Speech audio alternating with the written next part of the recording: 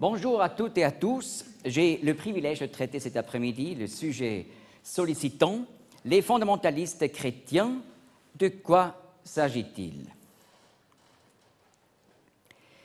Voilà, le 11 septembre 2001, avec ces attaques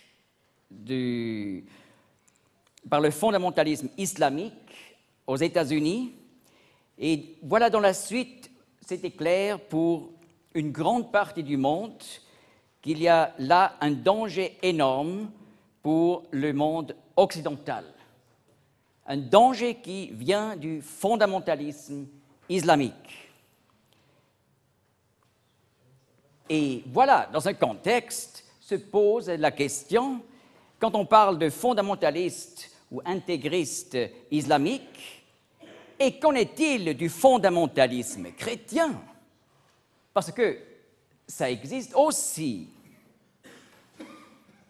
Eh bien, j'aimerais expliquer l'origine du terme fondamentalisme, fondamentaliste, en rapport avec le christianisme. Retournons au XIXe siècle. Voilà l'époque de Charles Darwin, 1809 à 1882. C'est le père de la doctrine d'évolution dans sa forme moderne, qui veut mettre de côté Dieu comme le Créateur, et avec ça aussi l'autorité de la Bible. Et très vite, déjà au XIXe siècle, ces pensées donc critiques vis-à-vis de la Bible sont entrées dans les églises. Et en même temps, voilà la théologie libérale qui rejette la Bible comme la parole de Dieu a été établie largement dans la théologie du XIXe siècle. Et également ces pensées, donc pas seulement du côté de la science naturelle, mais aussi de la théologie libérale, sont entrées dans les églises. D'abord, surtout en Europe, moins en Amérique. Parce que l'origine de la doctrine d'évolution, c'était l'Angleterre, et l'origine de la théologie libérale et critique vis-à-vis de la Bible est l'Allemagne.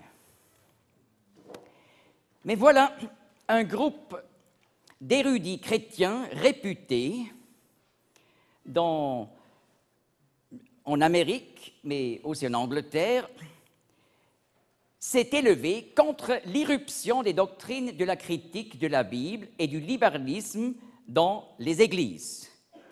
Parmi ces érudits, il y avait par exemple Robert D. Wilson, 1856 à 1930, un homme exceptionnel qui avait appris une trentaine de langues et dialectes. Il voulait apprendre toutes les langues et dialectes qui ont une relation directe ou indirecte avec la Bible pour refuter les théories de la théologie libérale, tout en connaissant encore mieux l'original de la Bible. Il semble qu'il a même su par cœur le Nouveau Testament dans sa traduction hébraïque, ce qui était exceptionnel à cette époque où la langue hébraïque commençait à devenir de nouveau une langue vivante. Et voilà une autre personne parmi ce groupe, c'était Sir Robert Anderson, 1841 à 1918. Lui était chef de Scotland Yard, donc le plus haut policier de l'Angleterre. Et c'est lui d'ailleurs qui a écrit le livre The Coming Prince, où il a montré comme la prophétie de Daniel 9, qui parle du temps quand le Messie devrait venir, selon les semaines de Daniel, les semaines d'années de Daniel, il a pu montrer combien précise est cette prophétie, car on peut exactement calculer la venue de Jésus-Christ à l'an 32 après Jésus-Christ. Et il a fait un calcul absolument unique de ces semaines de Daniel, et cela en relation avec des astronomes d'Angleterre. Et voilà, pour ces hommes, ce n'était pas simplement une question de science et d'éducation, mais pour eux, c'était vraiment le moment où il fallait réfléchir sur Psaume 11, verset 3. Si les fondements de la foi, n'est-ce pas? Si les fondements sont détruits, que fera le juste? Et ces hommes ont dit, la Bible est la parole de Dieu. Elle est crédible et absolument fiable. Et ils ont tenu des conférences près des Niagara Falls. Et voilà, ils sont devenus très connus par ces conférences bibliques de Niagara.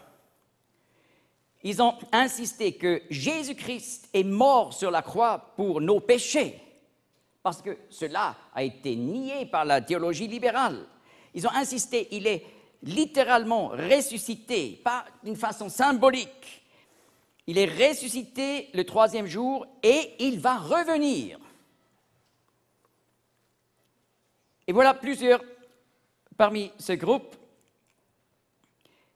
ont édité une série de livres de poche en 12 volumes dans les années 1910 à 1915. Voilà le titre, The Fundamentals, The Testimony for the Truth. Donc, les choses fondamentales, le témoignage pour la vérité. Et dans ce livre, vous pouvez d'ailleurs, j'ai donné l'adresse compliquée sur l'Internet, vous pouvez toujours trouver ce texte de ces volumes où ils ont expliqué pour quelles raisons, même dans le monde moderne, il est encore possible de croire tout ce que dit la Bible sans avoir de problème avec les faits de la science. Il ne faut pas fermer les yeux, mais il faut voir que c'est toujours possible de croire complètement ce que les chrétiens, depuis toujours, ont cru. Après la parution de cette série de livres, on a commencé à appeler fondamentalistes les chrétiens qui continuaient à croire comme les premiers chrétiens. Donc, la Bible est la parole de Dieu, Jésus-Christ est mort pour nos péchés, il est ressuscité, il va revenir, etc. Alors, les fondamentalistes sont par conséquent des chrétiens qui s'en tiennent au christianisme primitif basé sur la Bible et qui assument de le vivre pleinement. Ce n'est pas simplement une tradition. Maintenant, nous faisons un saut dans l'histoire. Voilà, 1979, révolution islamique en Iran. C'est l'époque de l'expulsion du Shah. Et voilà cette révolution était une révolution phare. C'était un retour sur une ancienne revendication de puissance de l'islam par Mahomet. Dès lors, l'expression fondamentalisme a aussi été employée pour désigner un islamisme violent. Mais là, on a changé la signification du terme, ou on peut aussi dire élargi la signification du terme. Et à l'époque, on a dit, donc c'était une révolution phare. Dans la suite, on devrait faire des révolutions dans tous les pays musulmans pour remplacer les gouvernements islamiques par des vrais musulmans, par un vrai islam. Alors, depuis, on parle de fondamentalistes islamiques et, quand on continue dans l'histoire, jusqu'à 1992, on voit encore une fois un élargissement du terme. Le 6 décembre de cette année, voilà, destruction de la mosquée de Babri à Ayodhya par des militants hindous. Dans la conséquence, il y avait environ 2000 morts. D'ailleurs, la plus grande partie des musulmans. Dès lors, l'expression fondamentalisme a aussi été employée pour désigner un hindouisme violent.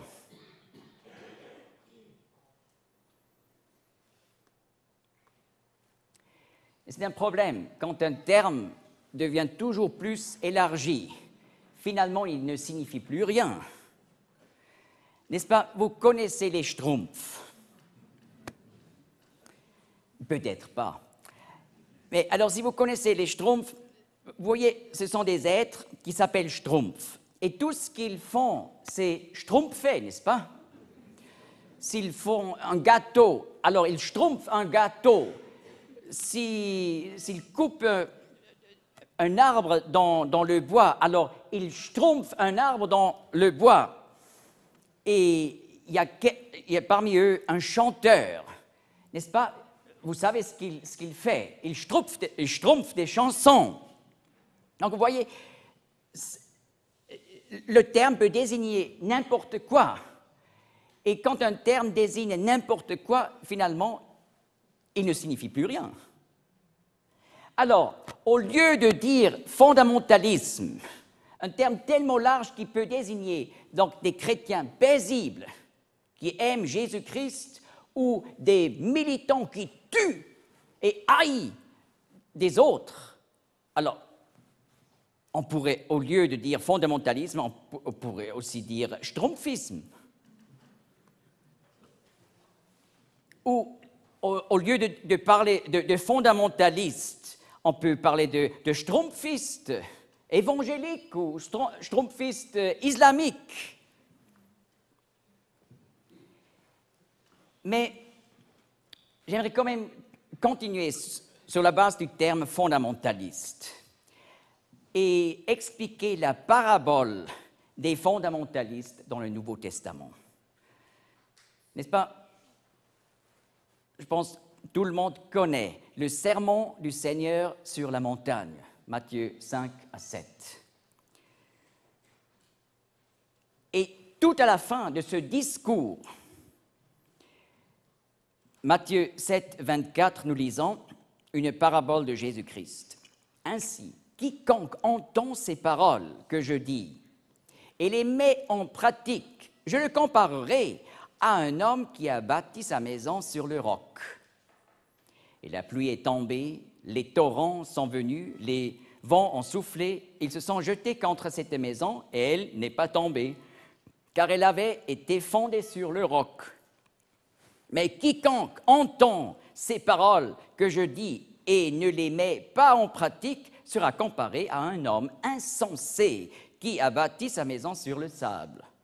La pluie est tombée, les torrents sont venus, les vents ont soufflé, ils ont battu cette maison et elle est tombée. Et sa chute a été grande.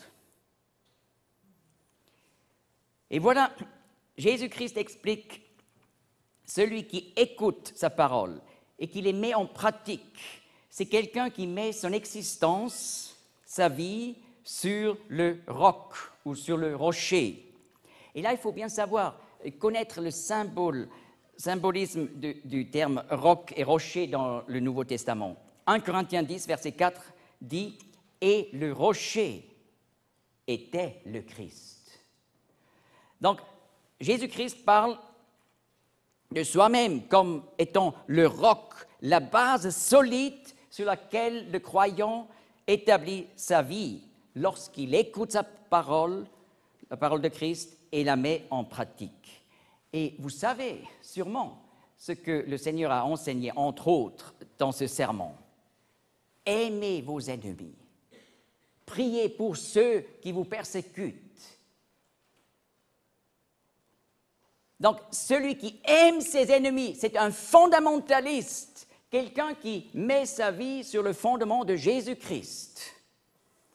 Et voilà celui qui ne met pas en pratique la parole de Christ est un insensé qui bâtit sur le sable, et lorsqu'il y aura des troubles dans sa vie, tout d'un coup, la maison de sa vie tombe. D'ailleurs, Charles Darwin, qui avait autrefois fait des études de théologie jusqu'au bachelor, jusqu'au BA, il a perdu sa fille préférée lorsqu'il avait 10 ans, Anne, 1841. Et dans la suite, il a rejeté sa foi en Dieu. Il a arrêté à croire en un Dieu d'amour, parce qu'il ne supportait pas que Dieu enlève cette fille aimée. Mais voyez, par exemple, Bach, un des plus grands compositeurs de l'histoire de la musique, lui était un fondamentaliste. Il étudiait sa Bible. Il croyait donc en ces fondements de la foi qui font partie du fondamentalisme chrétien, n'est-ce pas? Puisque tous les réformateurs, dans ce sens, étaient des fondamentalistes. Et voilà, Bach, 10 fois dans sa vie, il était auprès du tombeau ouvert d'un de ses enfants. Et tout à la fin de sa vie, il était déjà aveugle et partiellement paralysé, il ne savait plus écrire, il a encore dicté un dernier cantique où il exprime « Maintenant, je me mets devant ton trône, ô Dieu ». Donc, pas d'amertume, mais une reconnaissance vis-à-vis de Dieu, même qu'il n'a pas tout compris ce qui s'est passé dans sa vie. Alors, je répète, Matthieu 5, 44, qui fait partie du sermon de la montagne, Jésus-Christ dit, « Mais moi je vous dis, aimez vos ennemis, bénissez ceux qui vous maudissent, faites du bien à ceux qui vous haïssent, et priez pour ceux qui vous persécutent. Ainsi vous serez les fils de votre Père, qui est dans les cieux, car il fait lever son soleil sur les méchants et sur les bons, et envoie sa pluie sur les justes et les injustes. » Et voilà, alors on peut clairement dire, tous ceux qui, au nom du christianisme, ont fait des guerres, ont exécuté de la violence, c'étaient des hommes qui ont bâti leur maison sur le sable, parce qu'ils n'ont pas écouté la parole de Jésus-Christ. Ils n'étaient pas des fondamentalistes, vous voyez. Le fondamentaliste chrétien n'est pas violent, mais il aime ses ennemis. Il bénit ceux qui le maudissent.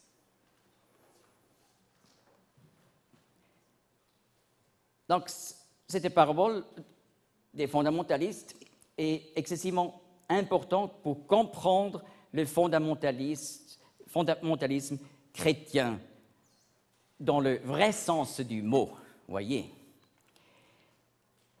Et voyez, des instructions pour le comportement des fondamentalistes de l'islam. Et voyez le contraste. Dans le Coran, la base de l'islam, n'est-ce pas? Vous lisez dans la Sourate 2, 217, « La lutte vous a été prescrite, et cela vous est désagréable. Mais il se pourrait bien qu'une chose vous soit déplaît, soit justement celle qui est bonne pour vous. Et peut-être aussi qu'une chose que vous aimez soit précisément celle qui est nocive pour vous. Allah le sait, mais vous ne le savez pas. » Alors, si un musulman pense ce n'est pas juste de tuer des autres, donc il n'a pas compris la volonté d'Allah. Heureusement, il n'a pas compris. N'est-ce pas?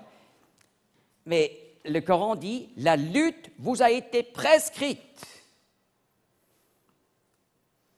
Ou, dans la Sourate 2, 194, combattez-les jusqu'à ce que leur tentative ait cessé et que la religion d'Allah triomphe.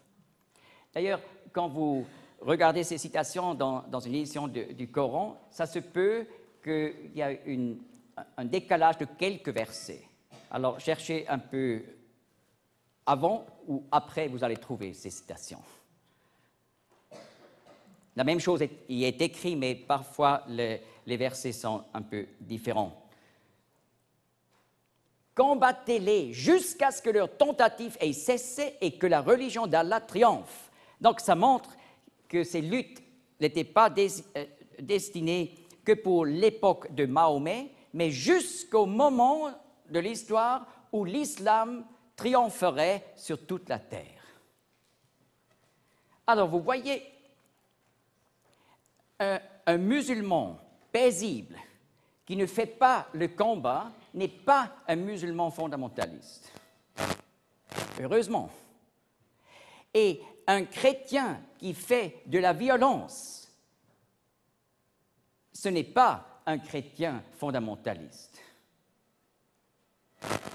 Donc c'est exactement le contraire. Et maintenant, j'aimerais considérer 6 questions critiques qu'on pose aux fondamentalistes. N'est-ce pas? Moi, je me déclare étant un chrétien fondamentaliste. Mais lorsque je fais une telle déclaration, j'ajoute tout de suite l'explication du terme. On ne peut pas simplement dire « moi je suis un fondamentaliste » sans expliquer, parce qu'on peut être sûr qu'on va être mal compris. N'est-ce pas? Vous pouvez aussi dire « je suis un schtroumpfiste ». C'est un peu bête, n'est-ce pas? Mais alors si vous utilisez ce terme, il faudrait expliquer ce que vous voulez dire. C'est tout simple, c'est un principe fondamental de la communication. Il ne faut pas simplement utiliser des termes, mais il faut expliquer comment on utilise les termes pour être clair. Et voilà 6 questions critiques qu'on peut poser à de tels chrétiens qui croient aujourd'hui, dans les temps modernes, encore les mêmes vérités de la Bible comme les premiers chrétiens, ou comme les réformateurs, etc. 1 Pierre 3, verset 15, l'apôtre Pierre dit aux croyants, « Soyez toujours prêts à répondre à quiconque vous demande raison de l'espérance qui est en vous. » Donc la Bible appelle les chrétiens à expliquer leur foi, à répondre aux questions critiques. Pourquoi vous pensez comme ça? Pourquoi vous agissez de cette façon? Il faut expliquer et se rendre compréhensible. Alors d'abord une question critique qu'on entend souvent. Le refus de la théorie de l'évolution par les chrétiens fondamentalistes, n'est-ce pas une opposition à la science? Alors, qu'est-ce qu'on peut dire là? D'abord, on peut dire, voyez, les réformateurs à l'époque, et des fondamentalistes, croyaient que la Bible est la parole de Dieu, ils croyaient que Jésus-Christ est mort pour nos péchés, etc.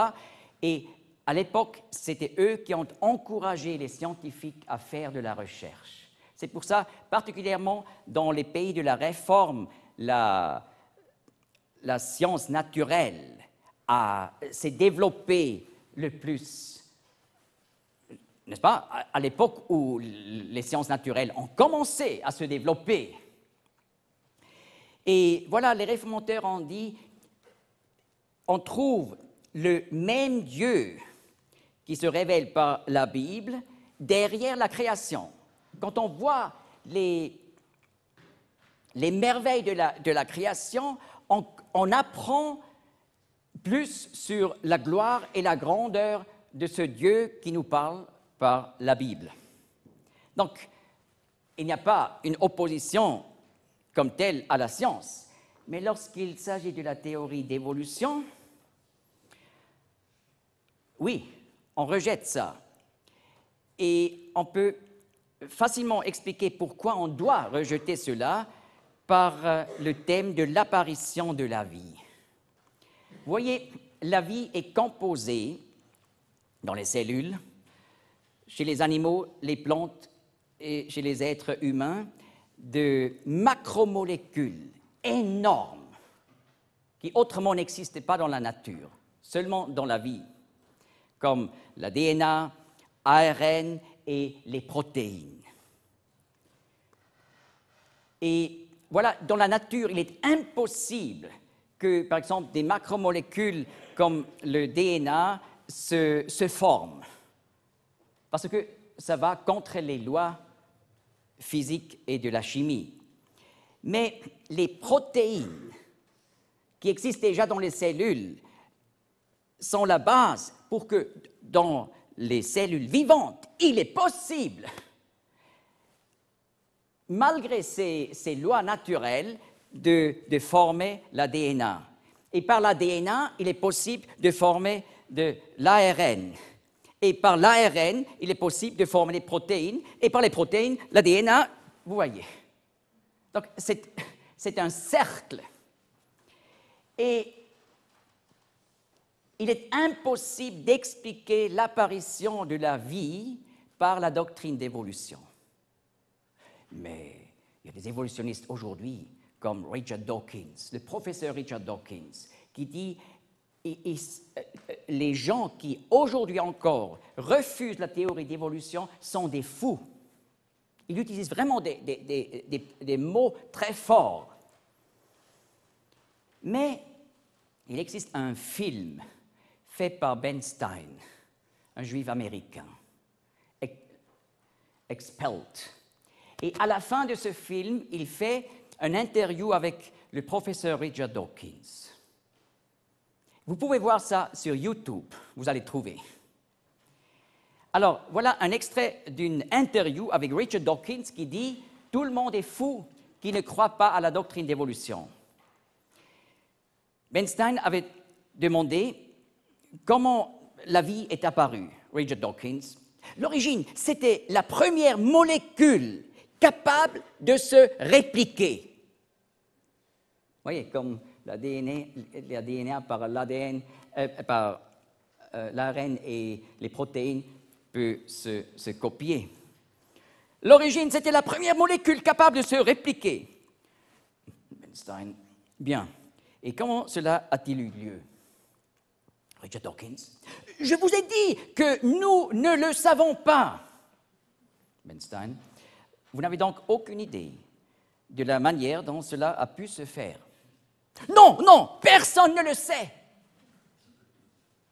Alors vous comprenez que j'ai de la difficulté pour accepter que je suis un fou, parce que je mets en doute la théorie d'évolution parce qu'elle va contre les lois naturelles de la science.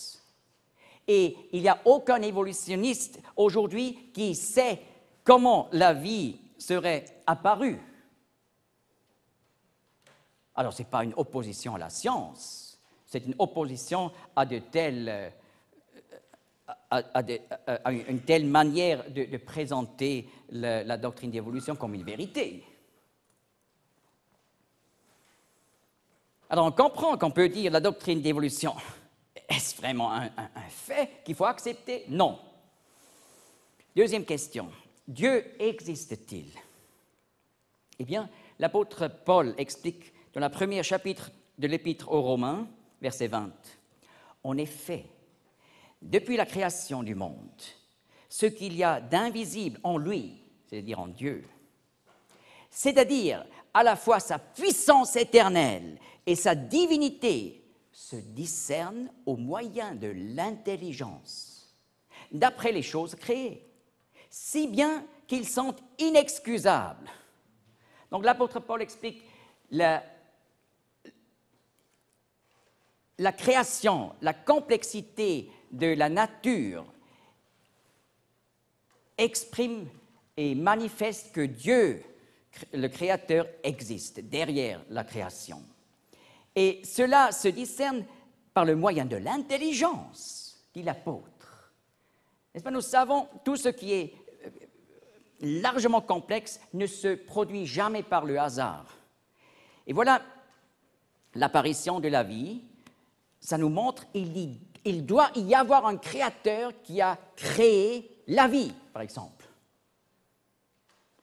Et il dit même que ce témoignage est si évident, si bien qu'ils, donc les humains, sont inexcusables un jour lorsqu'ils seront devant le trône de Dieu. Donc, on peut connaître Dieu par la logique de la création, non pas par un sceau aveugle. le monde a obligatoirement eu un commencement. Voyez, jusqu'au XXe siècle, des athées avaient l'idée que l'univers est éternel. Et aussi les communistes en Union soviétique ont toujours enseigné que la matière est éternelle. Mais voilà, la science naturelle nous force à voir que le monde a obligatoirement eu un commencement. Voilà les observations qu'il faut y faire. Le premier principe de thermodynamique, la loi de la conservation de l'énergie, dit « Aucune énergie nouvelle ne se crée à partir de rien. » N'est-ce pas, cette loi dit « La somme de l'énergie dans l'univers reste toujours la même. » On n'a jamais pu faire un expériment où on aurait vu que tout d'un coup, à partir du rien, de la nouvelle énergie soit apparue. Jamais. Donc, c'est même une loi naturelle, le premier principe de thermodynamique. Et quand on fait des études à l'ETH, à Zurich, la première année, on apprend ces lois de thermodynamique. C'est la base pour la science naturelle. Et le deuxième principe de thermodynamique dit « La quantité d'énergie utilisable diminue toujours. » Donc, s'il n'y a pas création d'énergie, il y a seulement l'énergie qui est là, mais la quantité d'énergie utilisable diminue toujours, eh bien, ça demande que l'univers a eu un commencement. C'est comme avec une batterie. Elle a aussi une certaine quantité d'énergie, on peut l'utiliser. Bien sûr, on ne peut pas détruire l'énergie, on la transforme. Par exemple, si on l'utilise pour faire des photos, on transforme l'énergie en lumière pour faire des flashs. Mais la quantité d'énergie utilisable diminue toujours dans la batterie, donc on sait qu'il y a eu un commencement de la batterie. Et quand on compare l'univers à une batterie, il est clair, l'univers n'est pas éternel. C'est impossible. Et c'est pour ça, depuis les années 1950, on a, en sciences naturelles, changé. La plupart des scientifiques s'est détourné de cette idée, la matière est éternelle. Parce qu'on a été forcé. Et c'est pour ça, la plupart a commencé à accepter la théorie de l'explosion initiale. Alors on dit, tout au début, toute l'énergie, toute l'essence de la matière de l'univers était concentrée en un seul point. Et tout d'un coup, l'espace qui était seulement un point s'est ouvert. Et voilà la suite, l'explosion initiale. Alors on dit aujourd'hui, cette explosion initiale était prédatée par le moment où l'énergie ou l'essence de la matière est apparue du néant, il y a 13,7 milliards d'années. Là sont apparus et la matière ou l'essence de la matière, l'énergie, l'espace et le temps. Tiens. Mais c'est contre la science naturelle. Parce que les lois naturelles nous expliquent il est impossible que l'énergie se forme à partir du néant. Mais on le dit quand même. On dit, au début, c'était autrement. Alors, cela n'est plus naturaliste. Jusqu'au milieu du XXe siècle, n'est-ce pas, les athées auraient dit, oui, vous les chrétiens, vous ne pouvez pas être des vrais scientifiques. Parce que vous croyez à une force supranaturaliste, Dieu, qui aurait agi. Mais nous sommes des vrais scientifiques, parce que nous suivons seulement ce qu'on peut observer, on explique tout dans le cadre des lois naturelles. Oui, c'était un jour comme ça, mais plus maintenant. Donc ça c'est du supranaturalisme dans la science athée. Cela est en contradiction directe avec le premier principe de thermodynamique physique. De rien, il ne sort rien. À partir du chaos, de l'explosion initiale, on dit dans cette théorie, il s'est formé toujours plus d'ordre. Mais cela est en contradiction avec le deuxième principe de thermodynamique physique, qui, généralisé, dit l'ordre tend vers le désordre. Le désordre ne tend pas vers l'ordre. Mais là, on croit, au début, il y avait le chaos, le désordre total, en un seul point. Et par cette explosion initiale, plus tard, se sont formées des étoiles, des planètes, des galaxies, des systèmes de galaxies, etc., jusqu'à, finalement, l'apparition de la vie sur la Terre et des animaux, des plantes et de l'homme. C'est en contradiction avec la deuxième loi de thermodynamique.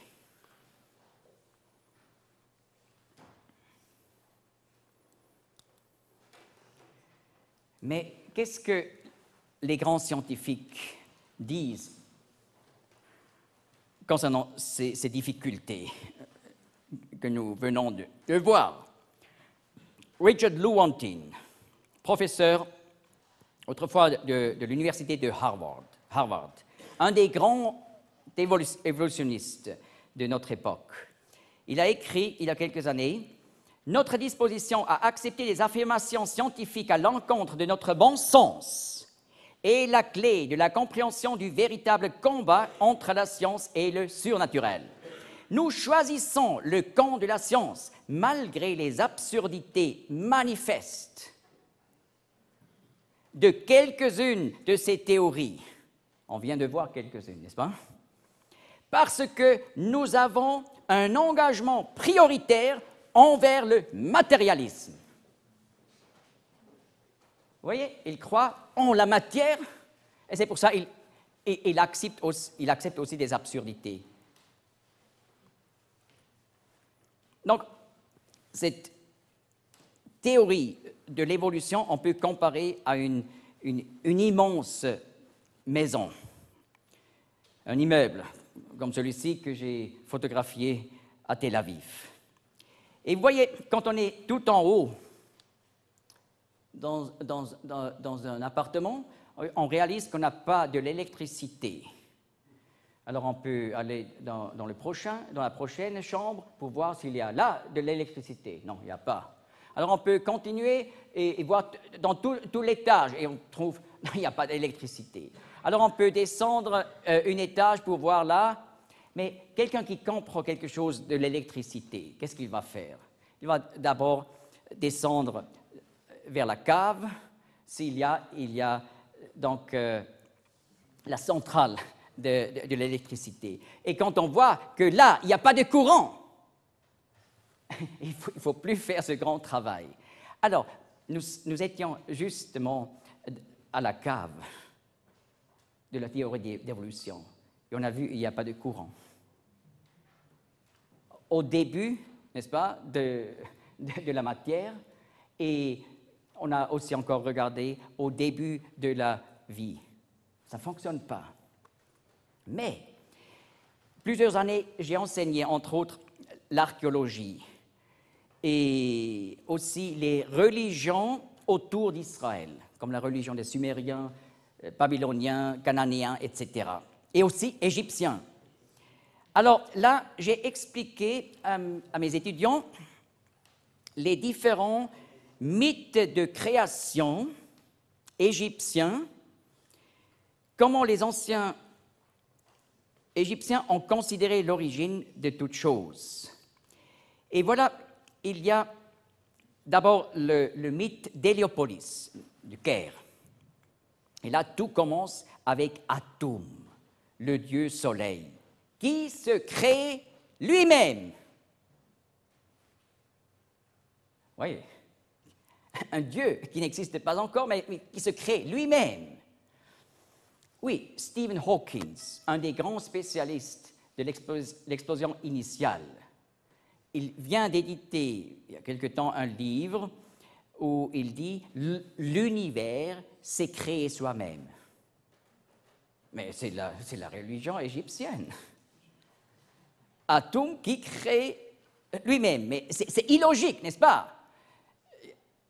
Si l'univers se crée soi-même, alors l'univers devrait exister avant son existence. Ça ne va pas, c'est illogique. Et c'est pour ça, Atum est considéré chez les Égyptiens comme celui qui se crée lui-même. C'est même un nom de ce dieu. Il y a encore le mythe d'Hermopolis qu'il faut ajouter à ce mythe d'Héliopolis. Et là, ça commence avec 4 couples de dieux. Niaou et Niaout, le vide. Donc, le vide était considéré comme un couple de dieux. Et Hehu et Hehet, les dieux de l'espace et du temps. Et Nun et Naunet, qui représentent la matière initiale. Et ensuite, ça continue. Vous voyez, l'évolution est une déification du néant. À partir du néant, l'univers s'est créé soi-même. Et dans la suite, voilà, lorsque le temps, l'espace et la matière initiale étaient là, toutes les autres choses se sont développées. Mais c'est de la religion. Alors on peut dire, mais Stephen Hawking, c'est un athée. Mais comment on peut dire c'est de la religion? Oui, c'est un athée dans le sens qu'il rejette un Dieu créateur comme il est décrit dans la Bible. Mais pour lui, la nature et même le néant est l'origine de toute chose. Il dit même l'univers s'est créé lui-même. Donc, quand il utilise le terme « to create », alors il dit avec ça l'univers est un créateur. Et on pourrait dire, au lieu de Dieu, on peut aussi parler du Créateur. Donc pour lui, Dieu est l'univers et d'abord le néant. Donc c'est un athée, mais en même temps, c'est un, si on utilise un terme biblique, un idolâtre. Quelqu'un qui vénère la nature au lieu du Créateur. Alors, troisième question critique, d'où vient Dieu ? Et c'est exactement ce que Richard Dawkins, dans ses livres, expose avec emphase. Il dit, c'est un non-sens de croire en Dieu, parce que si on croit que l'univers soit créé par Dieu, alors de qui Dieu a été créé? Alors, on doit croire que Dieu a été créé par un Dieu, mais ce Dieu qui a créé Dieu était bien sûr aussi créé par un Dieu. Et ça continue comme ça. Oui, mais je ne connais aucun chrétien qui croit en un Dieu créé. Vous voyez? Bien sûr, ça serait absurde si on croit en un Dieu créé. Mais je vais expliquer ce que la Bible nous dit sur Dieu. Le Dieu de la Bible n'est pas soumis au temps et à l'espace. Il est omniprésent. C'est pour ça, en Jérémie 23, 24, Dieu dit « N'est-ce pas moi qui remplis les cieux et la terre, dit l'Éternel. » Donc, partout dans l'univers, Dieu est présent, même qu'il ne fasse pas partie de l'univers. Mais encore plus, la Bible nous dit que Dieu est aussi à l'au-delà.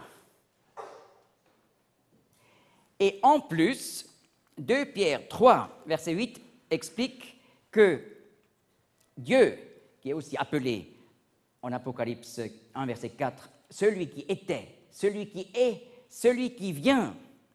2 Pierre 3, verset 8, dit de ce Dieu, pour le Seigneur, un jour est comme 1000 ans, et 1000 ans comme un jour. Qu'est-ce que ça veut dire? Ça veut dire que Dieu n'est pas soumis au temps.